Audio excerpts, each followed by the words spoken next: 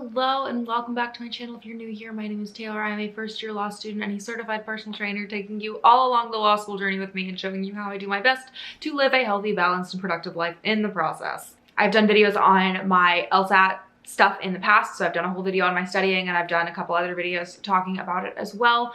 But I realized that I've never done a video discussing my actual test day experience, and I don't know why I haven't, because it's just... Somehow I think it's actually a pretty solid guide of what not to do, things you should do to prepare for actual test day, and ways that I dramatically failed to do so. So I took the LSAT in June of 2017, so bear in mind that this was like pre LSAT flex times, so this is kind of, you know, when, if exams ever go back to being administered in person, this is for those times. So if you have the chance to be taking the LSAT in your own home, you will avoid a lot of these pitfalls naturally, which is good for you.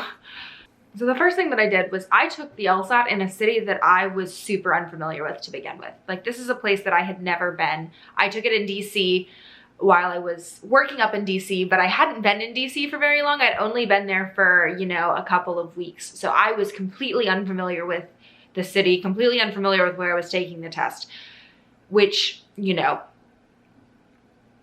not a great start. So there's that. Then there's the fact that the parts of the city I was familiar with were nowhere near where the exam was being administered. The exam was being administered somewhere way up north, parts of DC that I had never been before and didn't go to. And so the piece of advice that I have on that front is that if you are doing that, if you are not in a place where you can take the exam somewhere that you're super familiar with, go there in advance. Go figure out the route in advance. Figure out where you're going long before any sort of exam, because you will save yourself a lot of stress and a lot of freaking out and a lot of navigational issues. So I also did not have a car in DC, which is compounding on all of this. Having never been up there, I had to take a bus to get to my exam location. A car is the infinitely preferable option only for the fact that you cannot bring your phone into the test center. They had very strict rules, like you couldn't even like bring it and like store it somewhere, like it just couldn't come into the building at all.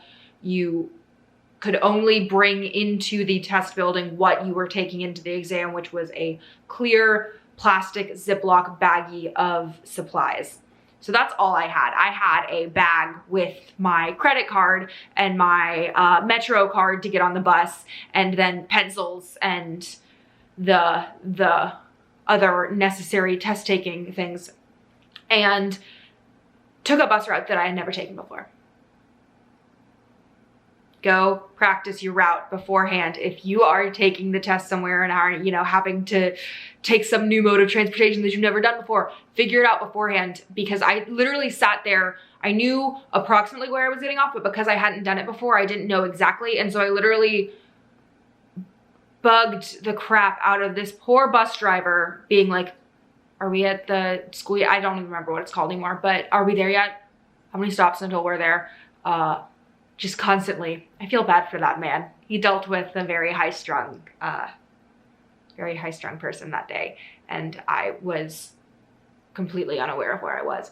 And then I got dropped off, and because, you know, hadn't walked this through in advance, had to walk through a college campus to figure out where I was going. There, like, had like a couple of signs up, but kind of assumed that people would know where they were going. And so I was like very much working it out as I walked through. So all of this to say, figure out all of your stuff in advance. If you can drive there and, you know, have a phone with you and have navigation and be able to confirm all of your information, do that. Absolutely do that. At the very least, practice the route beforehand. I think honestly, that is just as important as practice tests as far as actual preparation, because luckily I did get there in time and I got where I needed to be, but not without a lot of panicking and a lot of, you know, frantic, oh gosh, maybe I'm not gonna make it situations that very much could have and should have been avoided. So then the test itself happened. It was fine. I don't know what impact, if any, me not having all of this stuff go wrong had on my test taking experience. I think at the very least it might have done a little bit, because I had all of my practice tests, I had averaged higher than what I ended up getting on my LSAT, so might have played a role. The whole I have no idea where I am and I'm spending the hour and a half before the test just in a state of panic might have contributed just a little bit. Who knows?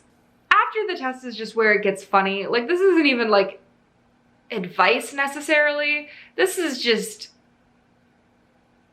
for someone who like did as well on an LSAT as I did. I am a very stupid person, which is that I had figured out the bus route to get there. Never even crossed my mind to figure out the bus route to get home. Not once the entire time I was preparing to take this LSAT did I think about the fact that I needed to go back to where I started.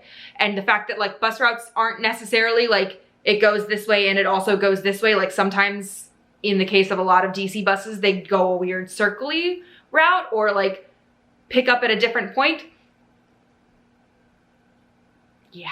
Because I could not have my phone, I had no way of figuring out where I was supposed to be. I had no way of figuring out where the bus was. So I made the very intelligent decision to just start walking. And I was like, I'll come across a bus stop eventually that is going where I need it to go. Or I'll walk into a metro station. Something will happen for me. This cat is harassing me while I try to talk. Anyways, what that led to is DC is a grid, basically. There are letters going horizontally and numbers going vertically, and then states going diagonally. So it's a weird system, but it does help in the sense that you can kind of figure out where you are eventually. So that's what I did. I found North Capitol Street. I knew I lived near the Capitol, and I just started walking in the expectations that I'd run into a metro station eventually, and I didn't. So I finished my LSAT, I finished my test taking day by walking an hour and a half through DC to get home. Helpfully, I didn't have my phone, did not have a map of buses or anything like that with me. I did have my Starbucks card, so I did stop halfway on the way home and pick up a coffee, because that's apparently where my priorities lay. Brought a gold Starbucks card with me, did not bring a map. Please don't do what I did. Please don't. All of this to say, I hope that anyone out there who is getting ready to take the LSAT has a better test taking day experience than I did, because whew, that was a hot mess. Clearly it's not, you know, entirely determinative. Like if you like mess up some test day stuff, it's not gonna completely tank your score. But, what a time. I don't recommend that experience to anybody. Do your research in advance, figure out where you need to be. If there's a way that you can take a car so you have your phone with you easily when you're done with the exam, do that. At the very least, make sure you know how to get home so that you don't end up walking. That's the end of this video. I hope you enjoyed this weird little story time. I will see you very soon for another new video. I post vlogs every Saturday, and I post normally informational videos every Wednesday. This one's not as much information as it was my life is a mess, here's a fun story about it. Regardless, make sure you hit the subscribe button so that you see all of these videos, and hit the bell icon so that you get notified when they come out, and I will see you soon. Bye.